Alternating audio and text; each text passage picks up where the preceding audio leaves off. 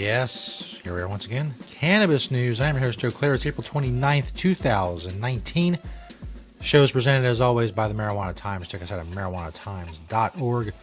Bunch of great stories there. Click the video tab to find this show. Social media links are there as well. Check out the Marijuana Times. Or search it on Google, whatever, however you find it. Keep track of the cannabis community, industry, and beyond. The Marijuana Times today have a little bit of a theme. Don't do themes too much, but I guess if we do 3 stories and if at least 2 or 3 stories hit on the same subject, then that would be considered a theme. So if that's the case, then we have a theme today when it comes to quote-unquote stoned driving, marijuana legalization, cannabis users on the road, things of that nature. Also, an update on what employers are doing and then the problems employers are having finding candidates who can pass a marijuana test. So instead of, making them take the test, some of them are just kind of, doing away with it altogether. All that's coming up. First, of course, Cannabis News is brought to you by Natureside, nature-side.com, and their organic, all-natural pesticides. Grow safe and poison-free with Natureside. Don't use harmful chemicals or banned pesticides on what you are growing. Check out nature-side.com, a proud sponsor of Cannabis News. They're awesome. Go check them out. So, first story. Where is the... Nope, that's the wrong picture. There we go. Now we have the first story. I'm in the wrong order. It's not good. But now they're in the right order. And we move forward. Canadian police is still not seeing an increase in stone driving excuse me, since nationwide legalization began. It's a story by Jason Sander at marijuanatimes.org. One argument we often hear from proponents of continued cannabis prohibition is that many people will drive high, Jason writes. Canadian police officers might be putting that argument to bed, saying that they still aren't seeing any kind of increase in the amount of drivers arrested for cannabis impairment while behind the wheel, according to a story from CTV News. Canadian press surveyed law enforcement agencies throughout Canada, with most reporting that no increase has become apparent. A few had said that it's still too early to tell since recreational cannabis only became legal in Canada 6 months ago. Since legalization, the main issues have been improper storage of cannabis in vehicles and unregulated sales, police say. Chief Constable Mike Sir of the Abbotsford Police Department in British Columbia said that when it comes to what police focus on regarding cannabis, it's the organized crime that still profit off the black market. Say for the most part, they're still looking for harder drugs, harder illicit drugs that are much more harmful to Canadians. So still early in Canada, but no apparent increase in the supposed stoned driving epidemic that we are supposed to have seen at this point when it comes to marijuana legalization. Along the same theme as this story from marijuanamoment.net. Marijuana legalization not linked to increased traffic deaths. New study finds. Kansas State University graduate student Andrew Young looked at data on average traffic fatalities over 23 years and used 2 models to assess the impact of cannabis reform on road safety. Well, I hope he got school credit for that because that's pretty impressive. I mean, he wasn't doing it just in his spare time. I'm assuming that there was some kind of credit involved, school credit for some kind of that kind of massive undertaking.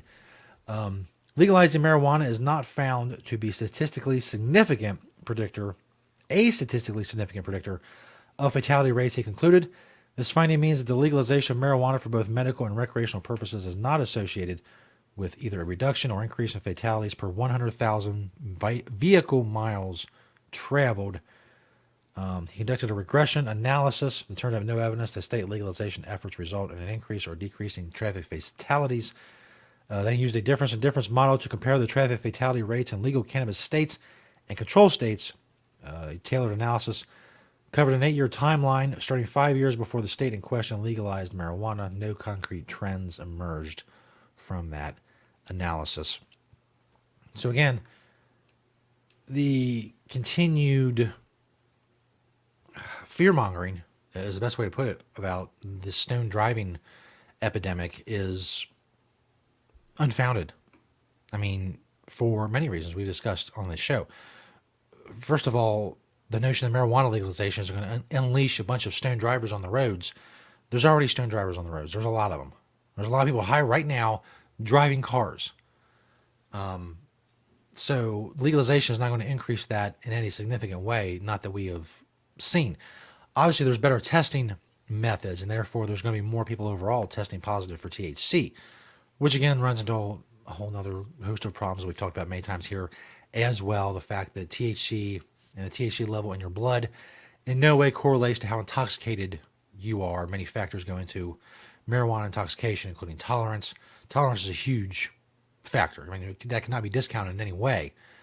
It depends on the person.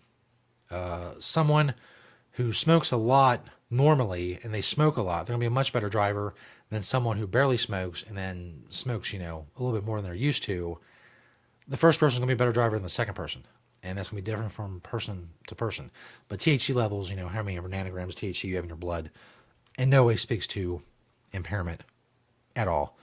And obviously, as you know, marijuana can stay in your system and THC levels can stay in your system for weeks upon weeks at a time, depending on how frequent a user of cannabis you are. This last story, moving away from traffic and into employment. Employers not screening for marijuana and drug tests as often. This is from WKBW.com in Buffalo, New York. Some companies are loosening policies on marijuana, especially regarding drug tests. Lauren Lewis, a recruiter with Staff Buffalo, said we've seen that companies have had to adapt with what happens with legalization within the country. As pot smoking becomes more common, employers are having a difficult time finding candidates who are marijuana free, which is not surprising. You can limit yourself from a lot of potential employees by not allowing it, Lewis said. Of course, there are tens of millions of quote-unquote regular marijuana users. According to a Marist Yahoo News poll in 2017, there's about 34.6 million Americans use cannabis at least twice a month. When you divide that number against the nearly 159 million U.S. workers in 2017 when the poll was taken, you end up with about 21% of the American workforce smoking while employed. Of course, if you smoke twice a month, you're probably going to fail a marijuana drug test whenever you have one, whenever you're subjected to one. Really, a lot of companies are really walking a thin line, Lewis said. There is still a lot of gray area regarding marijuana use in the workplace and drug testing for it. They go on to talk about federal mandates. If you have a federal job or a high-intensity job like you're driving a forklift, with 2 tons of the stuff on it, they'll be more likely to have a marijuana test than if you're sitting at a desk in an office all day.